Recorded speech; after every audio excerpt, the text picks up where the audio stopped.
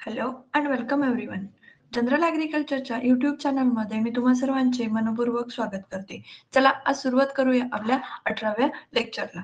Okay.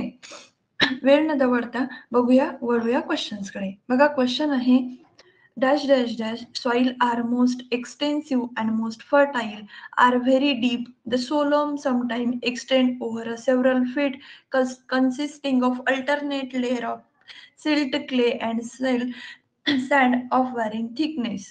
आपल्याला काय विचारलेलं आहे सॉइल बद्दल विचारलेलं आहे की जी काय आहे मोस्ट फर्टाईल सॉइल आहे डीप सॉइल आहे आणि त्याचा जो सोलम म्हणजे तो ए आणि बी हॉरिझॉन जो आहे तो काय असतो की डीप असतो आणि समटाइम तो एक्सटेंड झालेला असतो सेव्हरल फीट पर्यंत. ओके. सेव्हरल फीट पर्यंत काय झालेला असतो एक्सटेंड झालेला असतो आणि त्याच्यामध्ये अल्टरनेट लेयर असतात सँड सिल्क क्लेच्या ज्याची थिकनेस काय होते व्हॅरी होते पण त्याच्यामध्ये मोस्ट फर्टाईल आणि व्हेरी डीप सॉइल कोणती आहे ती आपल्याला विचारलेली आहे.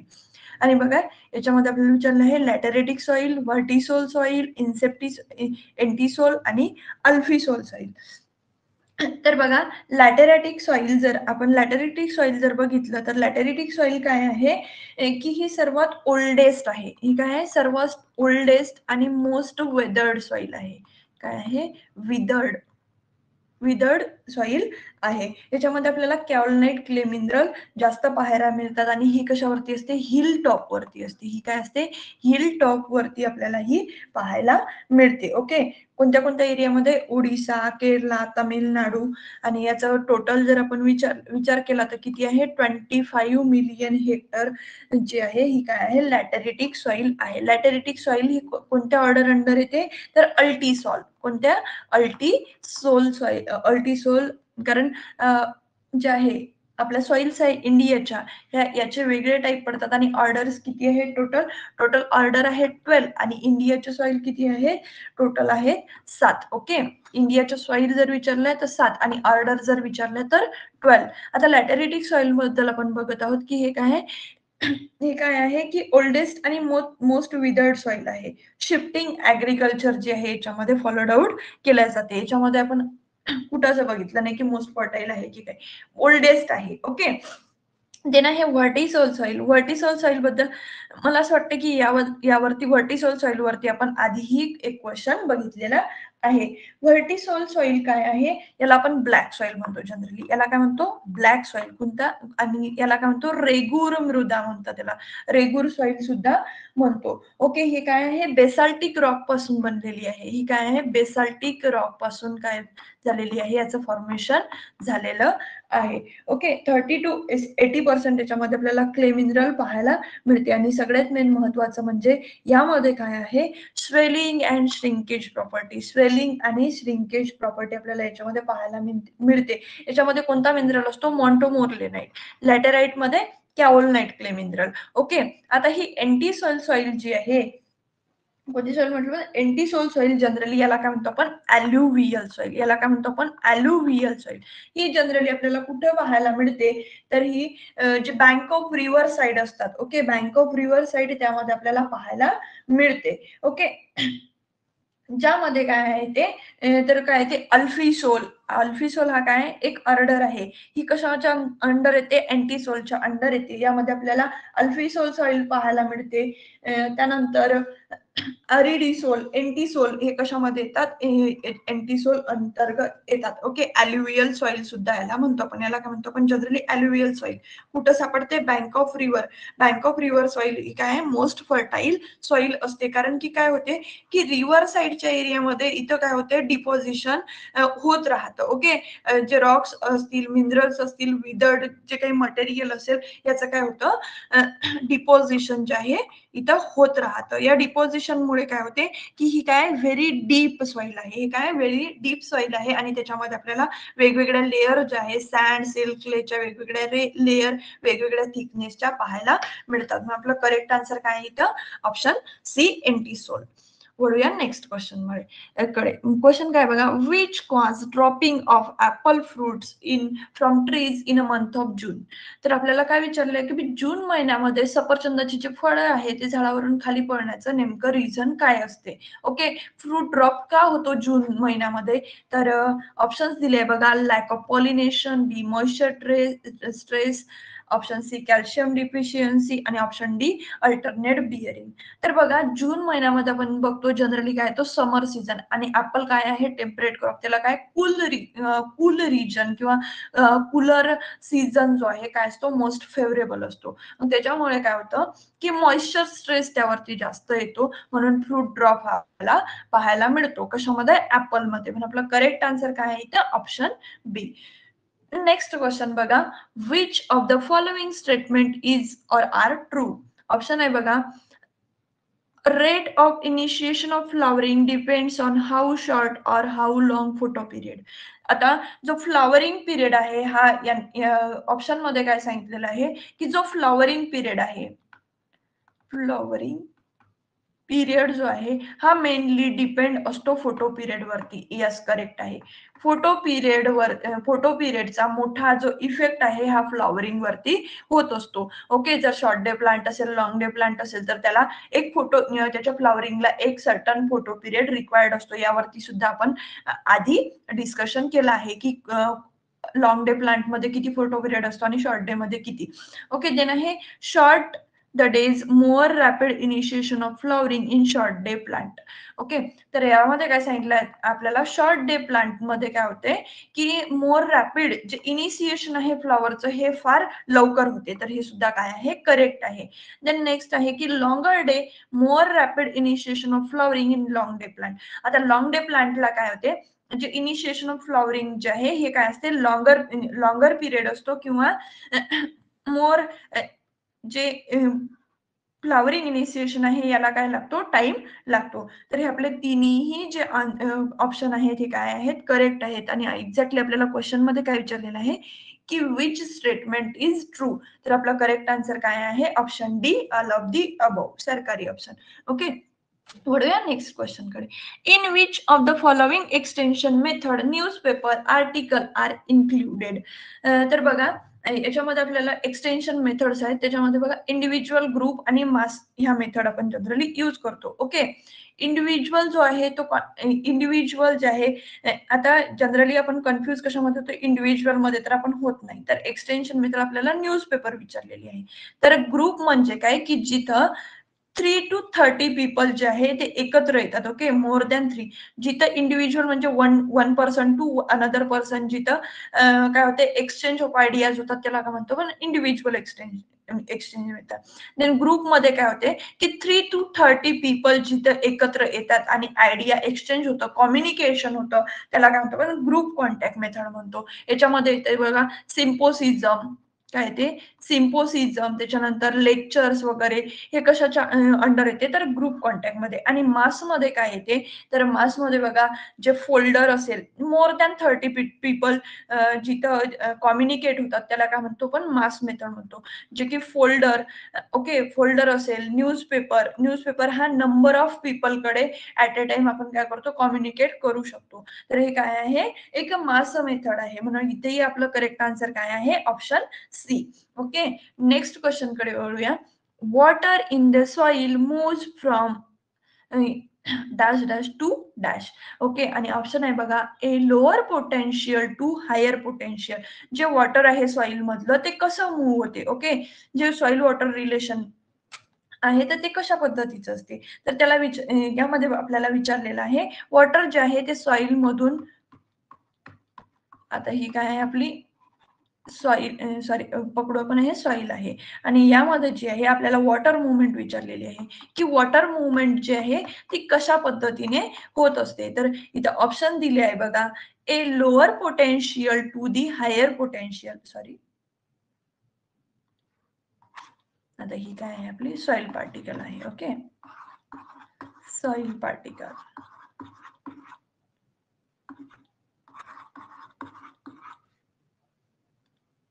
आणि यामध्ये विचारलेलं आहे की वॉटर जे आहे ते मूव्ह कसं होतं. तर lower potential to higher potential. आता समजा हे बघा इथं काय आहे की इथं पाणी खूप कमी, इथं पाणी काय आहे, पाणी खूप जास्त आहे. तर हे लोअर आणि इथं काय आहे खूप कमी आहे. तर यांनी काय म्हटलं लोअर पोटेन्शियल टू हायर.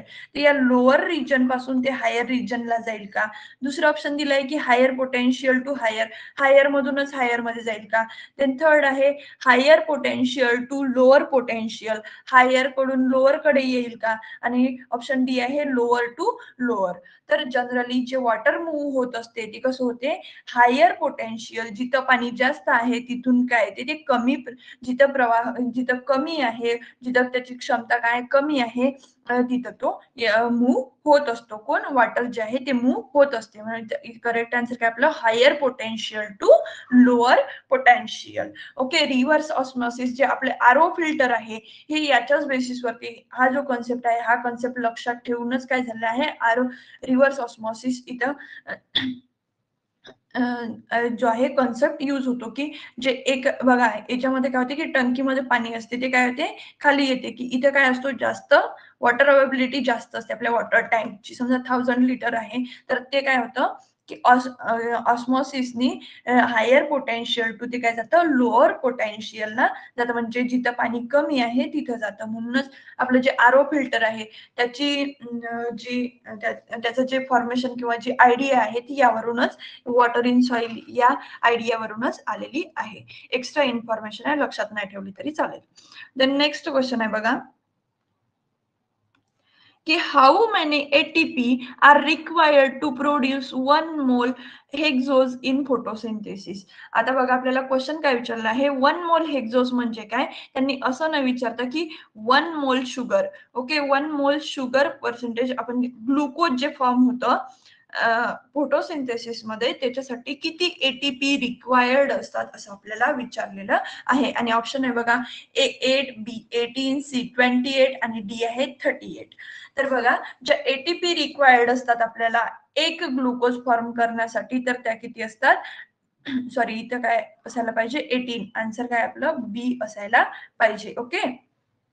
18 ज्या आहे त्या रिक्वायर्ड असतात. आता याच्यामध्ये आणखी एक क्वेश्चन होतो, तिथं कन्फ्युज व्हायचं नाहीये की हाऊ मेनी एटीपी प्रोड्यूस होतात. जे रेस्पिरेशन होतं आपलं सेल्युलर रेस्पिरेशन त्याच्यामध्ये 3 सायकल प्रोड्यूस करतं प्लांट. त्याच्यामध्ये येते आपलं ग्लायकोलायसिस देन येते एक क्रेब सायकल, त्यानंतर ईटीएस इलेक्ट्रॉनिक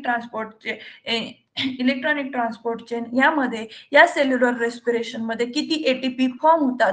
तर तिथे एटीपी किती फॉर्म होतात 36 to 30 एटीपी काय होत असतात फॉर्म होत असतात. जसे की ग्लायकोलिसिस मध्ये किती होतात 2 एटीपी. कारण इथे काय करतो आपण ग्लुकोज जो आहे ब्रेक करतो. ग्लुकोज ब्रेक करून आपल्याला किती मिळते 2 एटीपी. क्रेब सायकल मध्ये सुद्धा किती मिळतात तर 2 एटीपी. ओके. 2 एटीपी. त्यानंतर ईटीएस मध्ये आपल्याला 34 एटीपी. ओके. 32 ते 34 एटीपी फॉर्म होतात. म्हणून जर समजा तुम्हाला इथं जर समजा विचारलं की प्रोड्यूस्ड, ओके प्रोड्यूस विचारलं रेस्पिरेशन मध्ये तर ते किती आहे 38 आहे. कारण कसं होतं की आपण काय आहे आपल्याला 38 हे आपल्याला कुठंतरी आपण वाचलेलं असतं म्हणून आपण डायरेक्ट क्लिक करून देतो. इथं करेक्ट आन्सर काय आपला ऑप्शन बी. मिस्टेक झाली. Okay sorry. Then next question आहे which crop is not affected by frost. आणि ऑप्शन आहे बघा A mango, B papaya, C sapota आणि ऑप्शन डी आहे ऍपल. तर फ्रॉस्टनी जे आहे अफेक्ट न होणारं क्रॉप कोणतं आहे तर क्रॉप आहे आपलं apple. Option D apple. Okay. The next question आहे बघा which is the basic unit of development of IRDP. IRDP म्हणजे काय integrated rural development project. Rural development जे आहे तर याचा आपल्याला बेसिक युनिट विचारलेला आहे. आणि ऑप्शन आहे बघा a community development program. CDP काय आहे हा वेगळा डेव्हलपमेंट प्रोग्राम आहे. कधी स्टार्ट झाला होता 1952 मध्ये. 2 ऑक्टोबर 1952. लक्षात ठेवायचं आहे, exam point of view important आहे. CDP कधी स्टार्ट झाला होता 1952.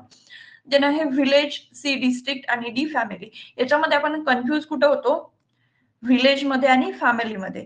तर बेसिक युनिट जो आहे रूरल डेव्हलपमेंटचा तो काय असतो व्हिलेज असतो. आणि सोसायटी डेव्हलपमेंटचा काय असतो तर फॅमिली असतो. जेव्हा तुम्हाला दिसेल इथं की सोसायटी, ओके सोसायटी डेव्हलपमेंटचा बेसिक युनिट ते काय असेल फॅमिली. ओके. आणि जर रुरल डेव्हलपमेंट असेल, रुरल डेव्हलपमेंट, तर त्याचा बेसिक युनिट काय असतो? व्हिलेज असतो. रुरल एरिया जर आपल्याला डेव्हलप करायचा आहे तर त्याचा बेसिक युनिट काय असतं? गाव असतं, व्हिलेज हे असतं. ओके, करेक्ट आन्सर काय आपलं? Option B. Okay, the next question आहे बघा, which fruit having monocarpism. Monocarpism म्हणजे काय की असं फ्रूट क्रॉप ते काय करते, त्याला फ्रूट क्रॉप जे आहेत ते लाईफ सायकल मध्ये, त्याच्या होल लाईफ सायकल मध्ये एकदाच फ्रूट येतात आणि एकदा फ्रूट आल्यानंतर ते काय होतं? मरून जातं. आता बघा याच्यामध्ये आपल्याला मराठीमध्ये, हा, कृषी सेवक मध्ये हा एक बेनिफिट आहे की तुम्हाला मराठीमध्ये सुद्धा ऑप्शन, म्हणजे जो क्वेश्चन आहे तो मराठीमध्ये सुद्धा विचारलेला असतो आणि कधी कधी आपल्याला याचा फायदाही होतो की कोणते फळ एकदा फळ दिल्यानंतर म्हणजे मरते, म्हणजे त्याला काय असतो? मोनोकॉर्पिक फ्रूट. याच्यामध्ये दोन टाईप पडतात, एक मोनोकॉर्पिक आणि एक पॉलिकॉर्पिक, की त्याच्या होल लाईफ सायकल मध्ये नंबर ऑफ टाइम तो काय करतो? फ्रूट फॉर्मेशन किंवा फ्लावर फॉर्मेशन तिथं होतं, त्याला म्हणतो पॉलिकार्पिक. आणि मोनोकार्पिक म्हणजे काय?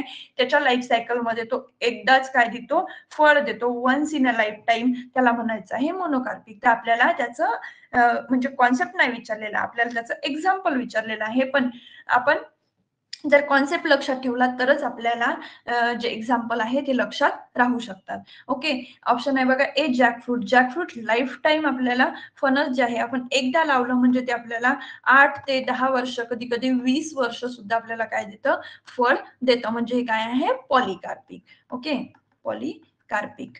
देन नेक्स्ट आहे पपया. पपया सुद्धा इथे तुम्ही कन्फ्यूज होसाल की पपया बायनियल आहे, एकदाच फ्रूट क्रॉप देतो, तर नाही. पपयाला सुद्धा अल्टरनेट इयर किंवा त्याला नंबर ऑफ टाइम काय होते? फ्रुटिंग होते. ओके, देन आहे बनाना. बनाना हे असं क्रॉप आहे ज्याला काय होते? Once in a lifetime, एकदा त्याला फळ आले त्याच्यानंतर ते काय होते? पूर्णतः डेड होऊन जाते. ओके, ऑलिव्ह सुद्धा काय आहे? पॉलिकार्पिक. म्हणून आपला करेक्ट आन्सर काय आहे?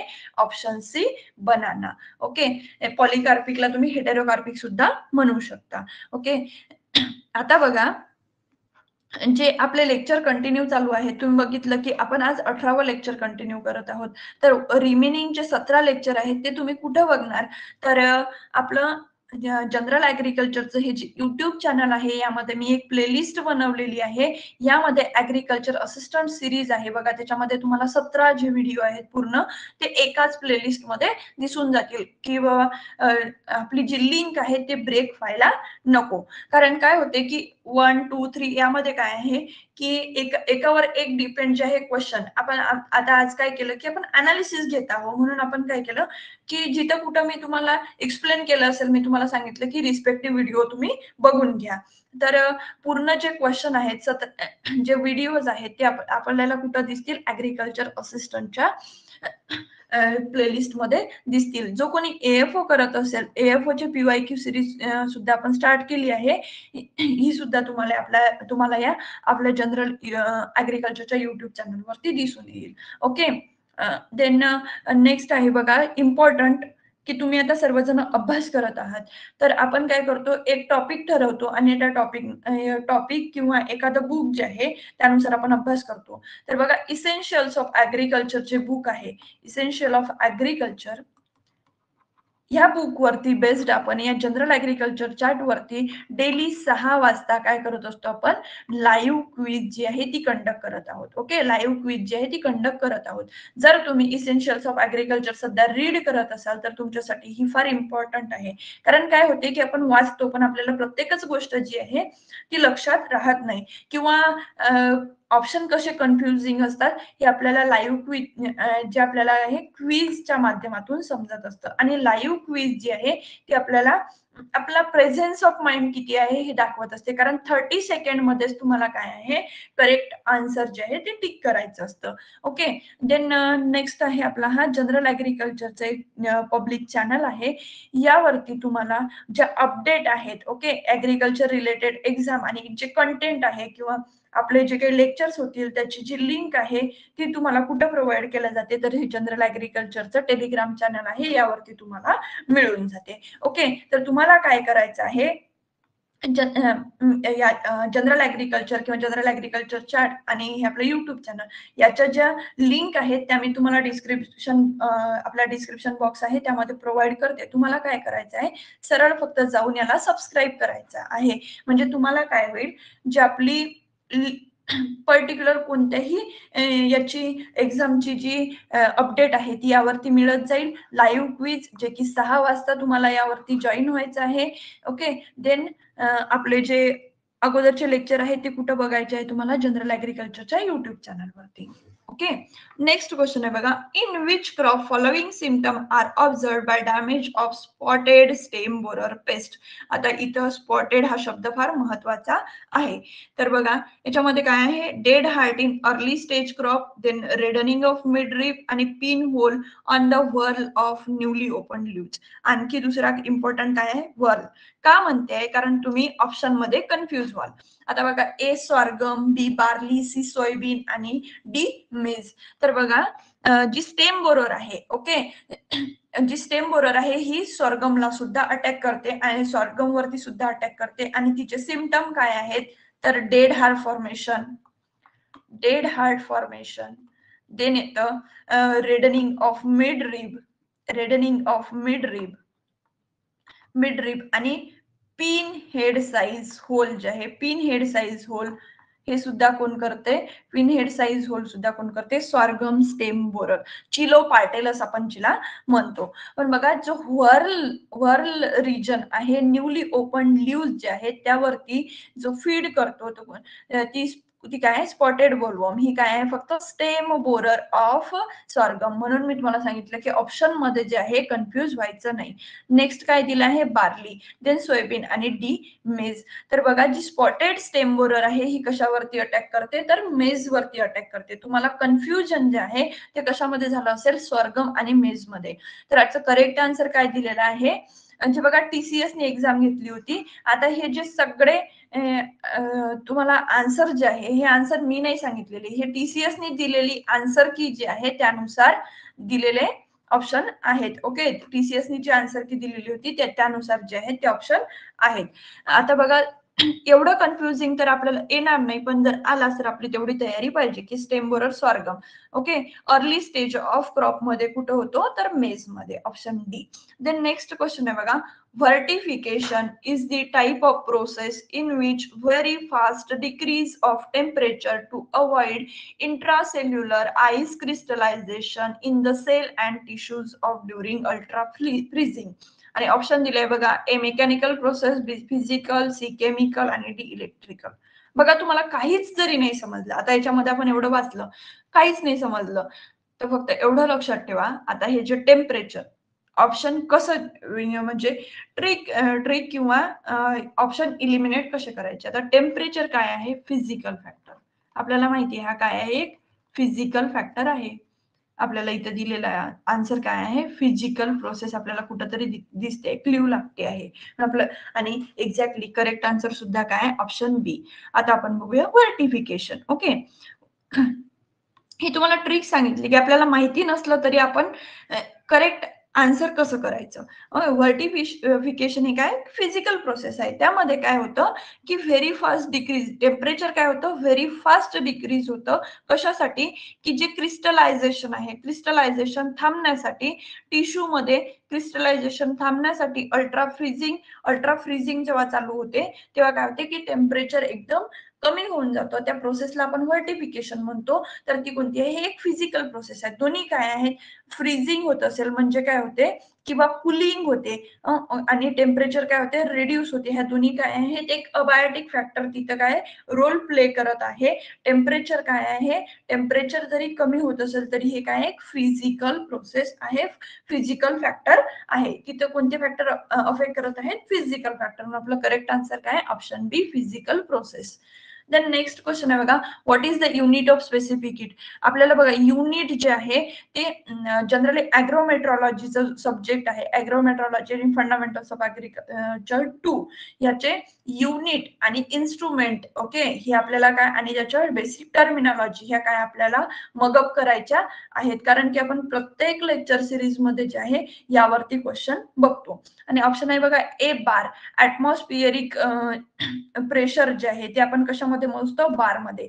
आणि कॅलरीज पर ग्राम किंवा जूल पर केजी हे आपण कशासाठी यूज करत असतो, तर हीट साठी, ओके. आणि इथे आपल्याला क्वेश्चन तोच विचारलाय की स्पेसिफिक हीट साठी युनिट कोणता आहे, तर कोणता आहे, कॅलरीज पर ग्राम. इथे करेक्ट आन्सर काय आहे, ऑप्शन बी. देन पर्सेंट, रिलेटिव्ह ह्युमिडिटी जी आहे ती कशामध्ये मोजल्या जाते, पर्सेंट मध्ये.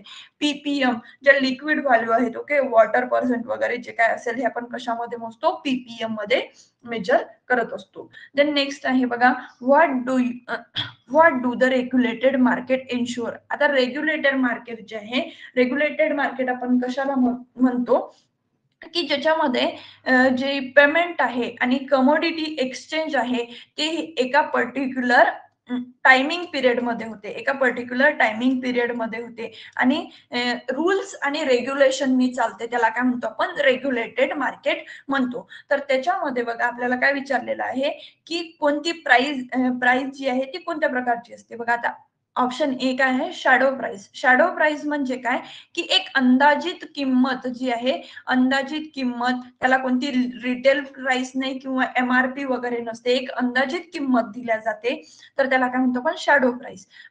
पण आपण रेग्युलेटेड मार्केटमध्ये काय सांगितलं की rules and regulation, okay, rules and regulation आणि एक फिक्स्ड जो असतो, फिक्स्ड जो भाव असतो तो त्याला दिला जातो, त्याला एक अंदाजित किंमत कधीच दिल्या जात नाही किंवा अंदाजे. आता आपण भाजीपाला मार्केटमध्ये जातो किंवा 50 आहे, मग काय 40 देता का, आपण एक शॅडो प्राइस त्याची अंदाजित किंमत ठरवतो आणि घेऊन येतो, तर असं रेग्युलेटेड मार्केटमध्ये होत नाही. देन आहे कॉम्पिटेटिव्ह प्राइस. कॉम्पिटेटिव्ह प्राइस म्हणजे काय, की बाबा तुम्ही 50 न देता काय, तर मी 40 ने देतो, का बरं, तर काय व्हायला पाहिजे, आपला सेल व्हायला पाहिजे यासाठी. तर ही काय कॉम्पिटेटिव्ह प्राइस, ही सुद्धा रेग्युलेटेड मार्केटमध्ये कधीच दिल्या जात नाही.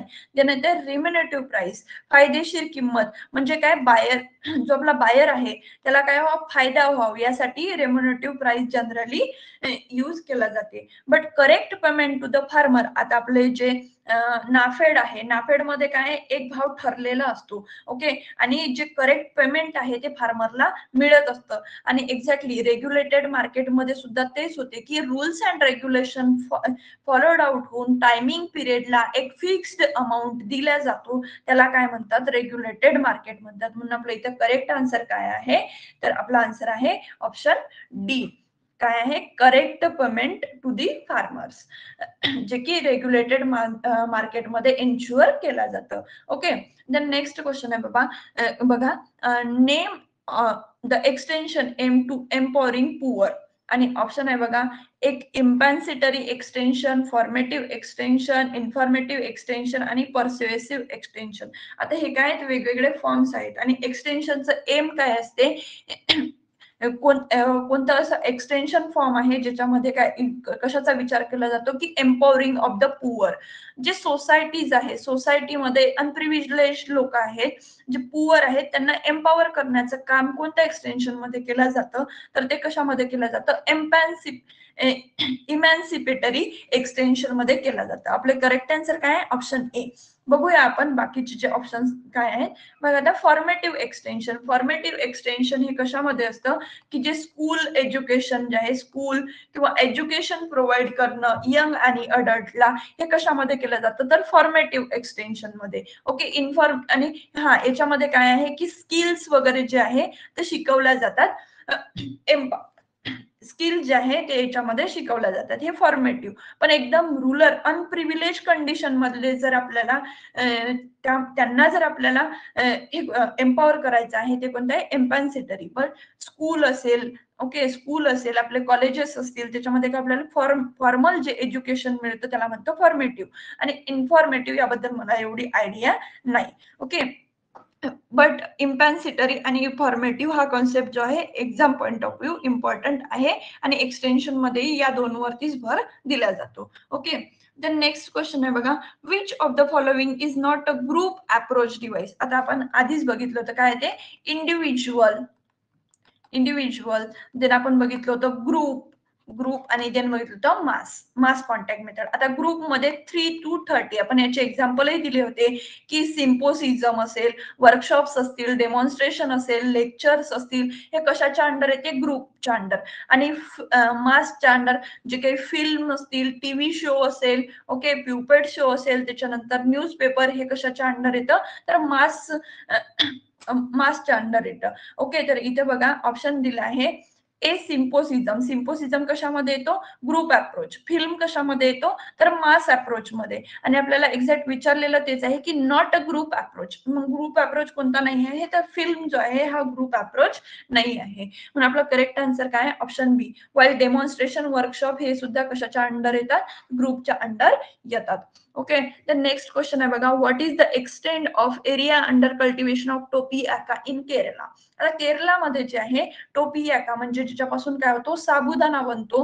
हे काय आहे? मेन पीक आहे तिथं. तर त्याचा कल्टिवेशन एरिया जो आहे तो आपल्याला विचारला आहे की किती एरिया जो आहे तो टोपियाकाच्या अंडर येतो. तर ऑप्शन आहे बघा, ए 40%, बी 60%, सी 75% आणि डी 90%.